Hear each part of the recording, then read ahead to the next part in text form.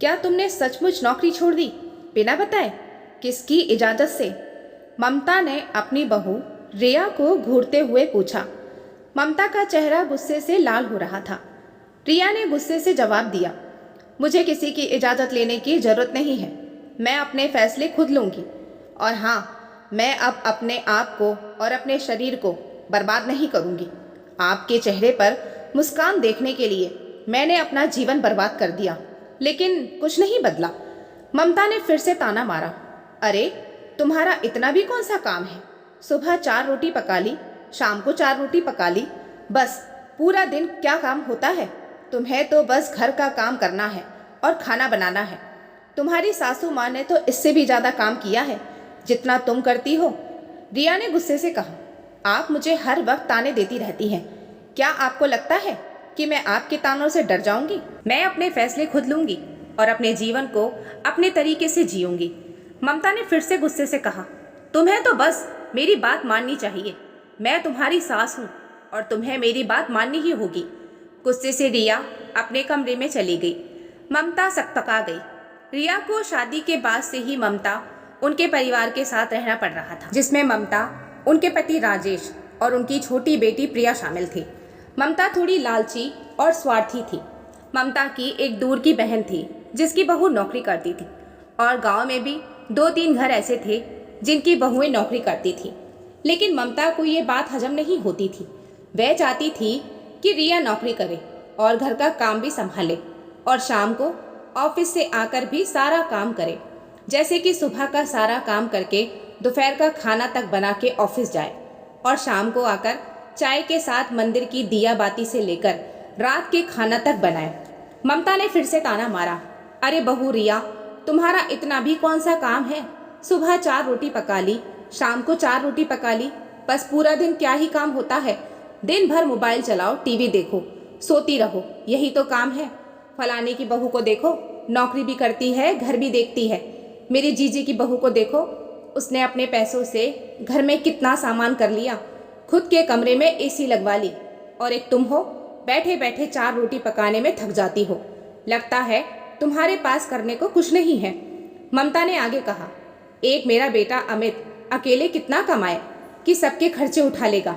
नसीब वाले होते हैं जिनकी बहुएं कमाने वाली होती हैं। तुम्हारी जैसी बहुएं तो बस घर बैठकर खाना बनाने और सोने के लिए ही पैदा हुई हैं।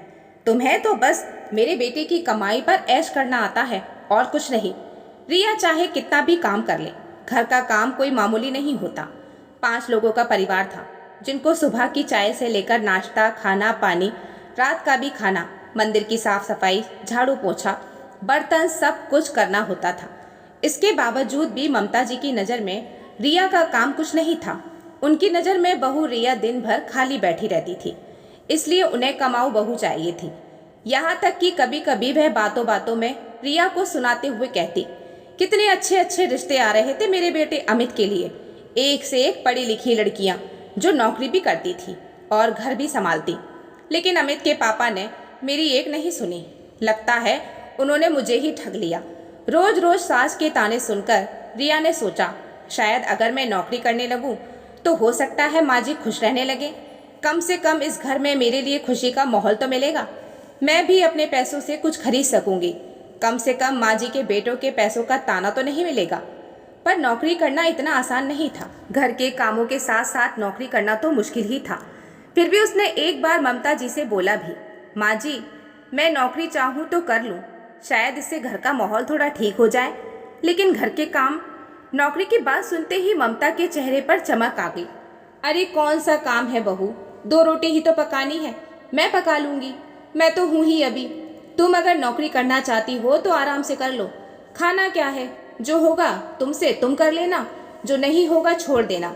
और वैसे भी तुम्हें तो बस घर में बैठकर खाना बनाना और सोने की आदत है।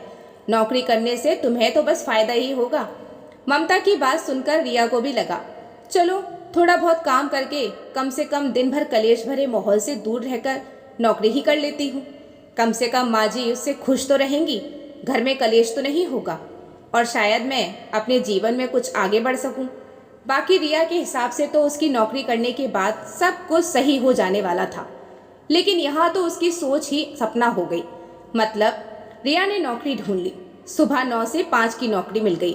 सुबह उठकर नाश्ता बनाती, अपने पति अमित के टिफिन के साथ साथ अपना भी टिफिन बनाती, घर की साफ सफाई करती। बस खाना पूरा नहीं बनाती, कभी दाल चावल बना पाती तो कभी सब्जी ही बना पाती।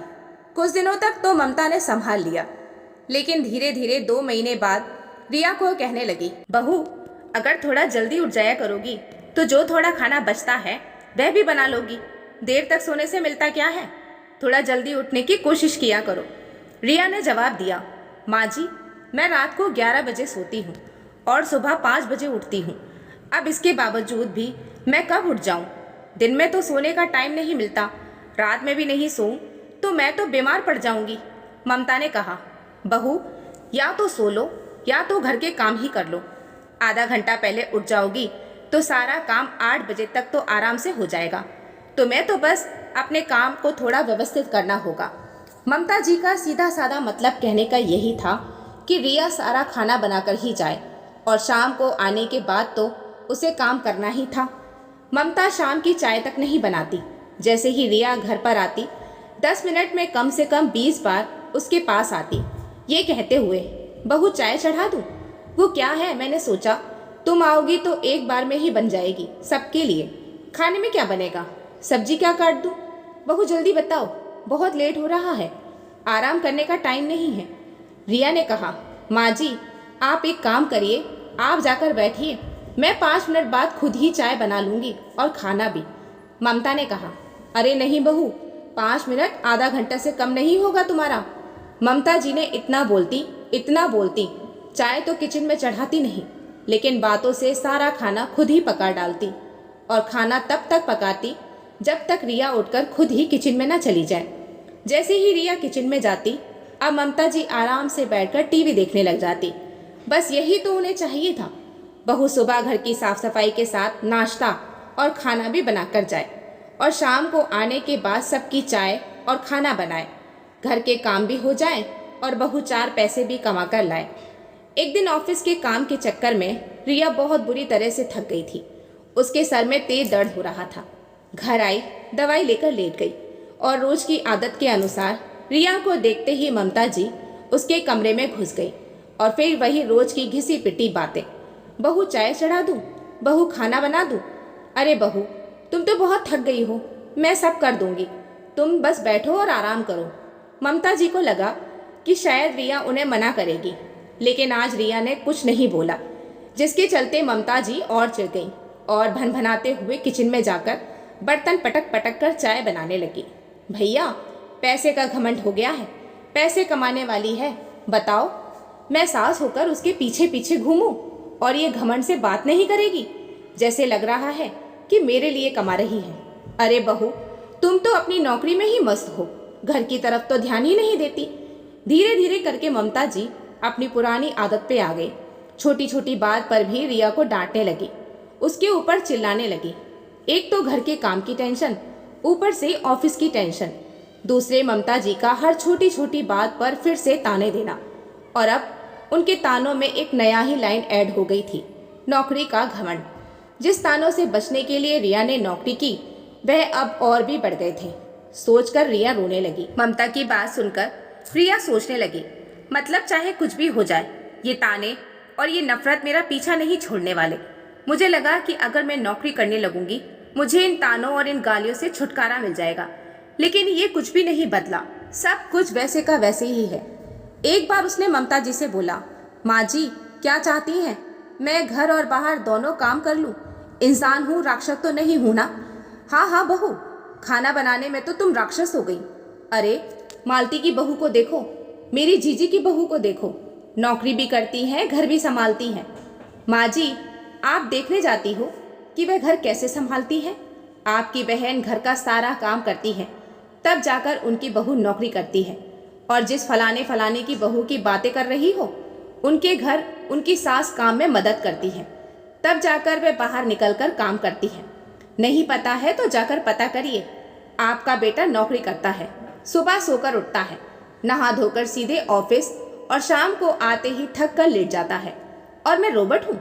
मैं सोकर उठूँ तो घर का सारा काम निपटा कर जाऊँ और दिन भर ऑफिस में थक कर घर आने के बाद नौकरों की तरह लग जाऊं और आपको थोड़ी भी तकलीफ ना हो। आप कौन सा मदद करती हो मेरी, कौन से किचन का काम संभालती हो? वैसे तो 2 ही रोटी का काम होता है ना, और अब वही 2 रोटी पहाड़ हो गई। संभालो आप 2 रोटी। नौकरी वाली बहू चाहिए, इतना आसान नहीं होता घर संभाल लेना। आपको खुश करने के चक्कर में मैं पागल हो गई हूँ। दिन को दिन नहीं समझ रही। सुबह के 5 बजे से उठकर रात के 12 तक दिमाग की दही हो जाती है, बस इस चक्कर में कि शायद अब आप खुश होगी। अब तो आपके मुंह से तारीफ निकलेगी, लेकिन आपका मुंह जैसे पहले लटका रहता था वैसे आज भी लटका ही है। खबरदार बहू, बहुत बोल ली। तुम्हें होश भी है? तुमने क्या बोला? माँ जी, मैंने क्या गलत कहा? जब मैं घर के काम करती थी तब तो आपको लगता था कि मैं सुबह शाम 2 रोटी बनाकर दिन भर आराम करती हूँ। नौकरी वाली बहू चाहिए, उसमें भी आपने कहा आप घर के काम संभाल लेंगी, मैं नौकरी करूँ। जब मैंने नौकरी शुरू कर दी तो कुछ दिनों बाद ही आपने रंग दिखाना शुरू कर दिया। अब आप चाहती हैं कि मैं घर और बाहर दोनों एक साथ संभालूं। वह भी कोशिश की मैंने, लेकिन मैं फिर भी आपको खुश नहीं कर पाई। रिया ने कहा, मुझे क्या खुश करेगी बहू? मुझे कमा के देती है क्या? नहीं माँ जी, मायके भेजती हूँ मैं अपने। ममता ने कहा, तो भेजना अपने मायके, मुझे क्या फर्क पड़ता है? रिया ने कहा, माँ जी, मुझे भी नहीं फर्क पड़ने वाला। मैं भी आज से, बल्कि अभी से ये नौकरी छोड़ती हूँ। नहीं करना मुझे आपको खुश, नहीं करनी नौकरी। बहुत कोशिश कर ली आपको खुश करने की, लेकिन भगवान ने जिसका मुंह टेढ़ा बनाया है वह सीधा कैसे हो सकता है? अब आप अपने हिसाब से रहिए और मैं अपने हिसाब से रहूँगी। मुझे जो समझ में आएगा करूँगी, नहीं आएगा नहीं करूँगी। ममता ने कहा, बहू तुम बहुत बिगड़ गई हो। तुम्हें तो अपने घर की जिम्मेदारी भी नहीं संभाली जाती। रिया ने कहा, जिम्मेदारी? आपसे बेहतर कौन जानता है जिम्मेदारी? आप तो बस मुझे ताने देती रहती हैं, कभी भी मेरी तारीफ नहीं की। अब मैं नहीं करूँगी, आपकी बातें मानने की जरूरत नहीं है मुझे। कहते हुए गुस्से में रिया ने नौकरी भी छोड़ दी और अब आराम से 6 बजे उठकर अपने घर का काम करती है। अब उसे ममता की बातों का कोई असर नहीं पड़ता। चाहे वह दिन भर चिल्लाती रहे, बोलती रहे, वह चुपचाप अपने कमरे में पड़ी रहती है, क्योंकि रिया अच्छे से समझ गई थी कि टेढ़ी चीज को कभी भी सीधा नहीं किया जा सकता। ऐसे लोगों के चक्कर में पड़कर बस अपनी जिंदगी बर्बाद होगी और कुछ नहीं। इसलिए बेहतर है कि मैं अपनी जिंदगी अपने हिसाब से जीऊं। दोस्तों, अगर आपको कहानी अच्छी लगे तो प्लीज़ हमारे चैनल को लाइक और सब्सक्राइब जरूर कीजिएगा। धन्यवाद।